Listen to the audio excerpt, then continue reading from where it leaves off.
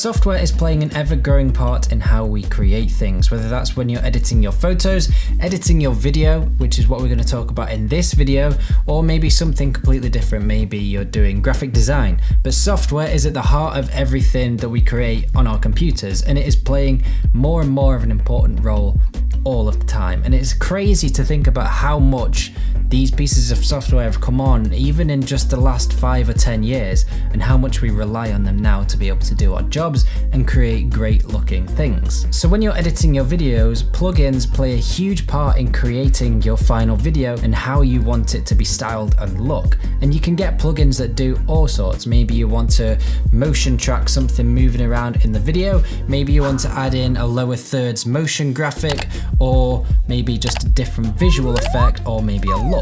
Plugins do all sorts, the list is endless, and they allow you to do so much. And they not only allow you to be more creative with your edits, they also help your videos to stand out from the rest. They can also cost quite a lot of money sometimes for these different plugins, but this one that I want to talk about today is completely free. It's called mLight Diffuse from Motion VFX, and I think already it might be one of my favorite plugins that I use, and I only got it the other day. It allows you to diffuse light in your image, and you can do that in a few different ways, which we will talk about when we get into Final Cut in a moment, but it allows you to create this almost anamorphic style look to your image. Now, obviously it's not the same as using a real anamorphic lens.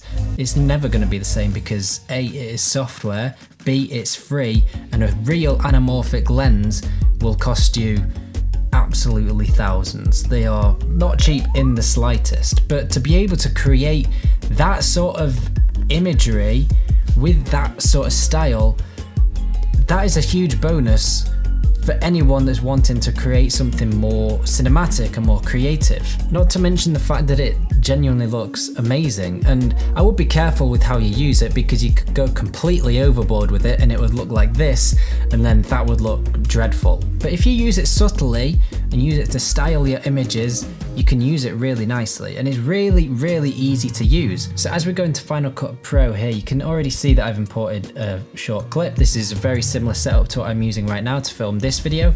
But if we go over here into the effects panel, you can see that we have mLight Diffuse, and under there is a few different options, and if you run your cursor over them, you can see what they do. So we can just filter through and see which one we want to use on our image. I'm going to go for this one, mLight Diffuse 4. I'm going to take that and drag it on top of this clip, and you can see straight away the effect that it has had. It is making these almost anamorphic like flares around all of the highlights, like an anamorphic lens would. But what is great as well is there's no need to track anything. As you can see here with the flare that's on my little hoodie tassel, it is already sort of tracking, and there's one that appears there on my watch as well, very subtly. There's no need to do anything else. You could literally just leave it like that if you wanted to. There's no need to track anything. It is absolutely brilliant. But what you can then do is go up into the inspector, and you can choose all of these different settings. So you could choose the diffuse amount. You can make it even more extreme if you want, so it will stay nice and subtle.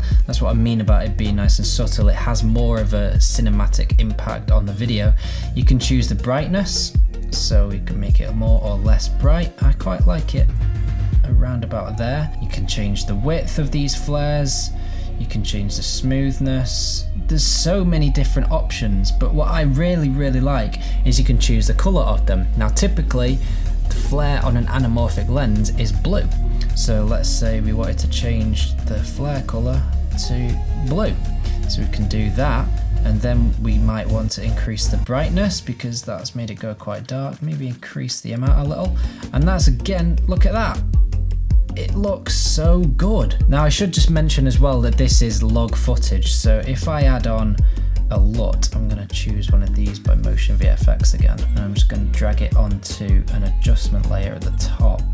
So let's drag that LUT on there. We will go into our conversion LUT, a log to Rec 709. I think that works quite nicely, and then I'm just going to bring in a look grade as well and do the exact same using mLut. So you can do that just like that. I'm going to go for Badlands. This again is all just completely your choice, but then once we have corrected our footage. So now we've corrected our footage from log to Rec 709, and we've added on a LUT grade on top as well. So if we get rid of those, conversion LUT does that. So that is now a Rec 709 image. It brings back our contrast and saturation, and the look just gives it a stylistic look. And then if we go back to our actual footage and turn on mLight Diffuse, look at that. It looks so good. Now you might say it's quite extreme, so we'll bring down the amount again because we don't want my face flaring like that. We just want it to be nice and subtle in the highlights. But you can then go in and change the angle of these flares. You can change the blur. There is so many different options that you can use, and what I really like as well is you can add in a bit of noise. Maybe you want it to add in a bit of film grain, and you can just make it look like that, and you can make it look as filmic and cinematic as you want. And these plugins are completely free because mLut is also free. You can then go and buy more LUTs if you wanted to. But that Diffuse plugin is absolutely brilliant, and I can't believe it's free because you could pay a lot of money for an anamorphic lens, which will give you different characteristics, I admit, but to be able to do this for free is absolutely brilliant. I love the fact that you don't have to track anything either. Like with this light here, if I put my hand over that light, the flare disappears because we're covering the light. I've not had to do anything apart from drag this plugin on top of my footage and make a few tweaks. It is all done there and then without you having to do anything, and that is incredible. It's using things like this that allows you to be more creative and try out different things and find your style and just create something that you're happy with and proud of. Now I'm not saying that this one here is exactly how I'd keep it. It's probably not. It's a little bit too extreme. I don't think the flares really suit this shot in particular, but you might be doing some nighttime shooting where you want some anamorphic flares that look really cool. I'd probably say that using something like this is similar to using a flare filter because it's very easy to go overboard with it. If I was to turn up these flares, for example, with a flare filter that you stick onto the end of your lens, you might get something that looks a little bit more like that, where all of the different lights and all of the different highlights will start to flare. That's something that doesn't happen with an anamorphic lens, but also a flare filter can cost you around about 100 quid. This, did I mention it's free? On that though, I do think at some point I am gonna get one of those flare filters. There's a few different colors you can get. I'm not decided which color I want to get. I think I'll probably go for blue because I do really like blue, but I will then compare a flare filter to using something like this. But there's also different plugins that do a similar thing as well that you pay for that are a bit more advanced and you have more control over. Motion VFX do one called mFlare 2, which looks absolutely brilliant, but that's 200 quid. This, I think I mentioned, is free. I'd have a play around with this first, see if you can create something that you like, and then maybe move over to mFlare 2 where there's even more options and even more things you can change around with it. So let me know what you think about these plugins from Motion VFX, whether it's mLight Diffuse or just the free mLut. There are more advanced versions of these, as I've just mentioned. You can go into as much detail as you want and pay as much money as you want for even more advanced things.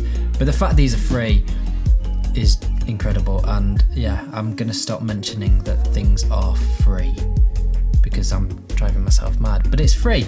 I can't believe it's free. There's not many things that are free in this world now. Make the most of it. Don't forget to give this video a thumbs up and hit that subscribe button, and I shall see you very soon in the next video.